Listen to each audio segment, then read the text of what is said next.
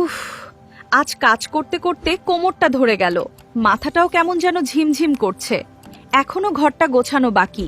সোয়াদ, দেখ মা আজ কতটা ক্লান্ত। প্রতিদিন আমাদের জন্য কত কষ্ট করেন। আজ চল আমরা মাকে একটু আরাম দেই। ঠিক বলেছ আপু, আমরা তো ছোট, কিন্তু এই ছোট ছোট কাজগুলো তো আমরাই করতে পারি। চলো মাকে সারপ্রাইজ দেই। মা, এই যে পানিটুকু খেয়ে নিন। আরে সাইমা, তোমরা কখন এলে? তোমরা কেন করছো এসব? দাও, আমি করছি। না মা, আজ আপনি কিচ্ছু করবেন না। আপনি চুপচাপ বসুন, আমি আপনার মাথাটা একটু টিপে দিচ্ছি। সোয়াদ, বাবা পড়ে যাবে তো। ছেড়ে দাও সোনা, আমি করে নেব। একদম না মা, আমি সব গুছিয়ে ফেলেছি।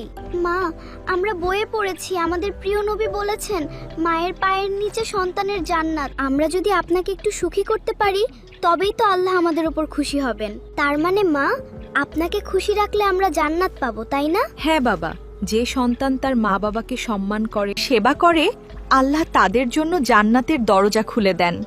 তোমাদের এই ভালোবাসাটাই আমার কাছে জান্নাতের সুখ। এখন থেকে আমি আর আপু আপনাকে রোজ সাহায্য করব। তোমরা জানো না, আজ আমার সব ক্লান্তি নিমেষেই দূর হয়ে গেল। আমরা আপনাকে অনেক ভালোবাসি মা। আমরা আপনাকে অনেক ভালোবাসি মা।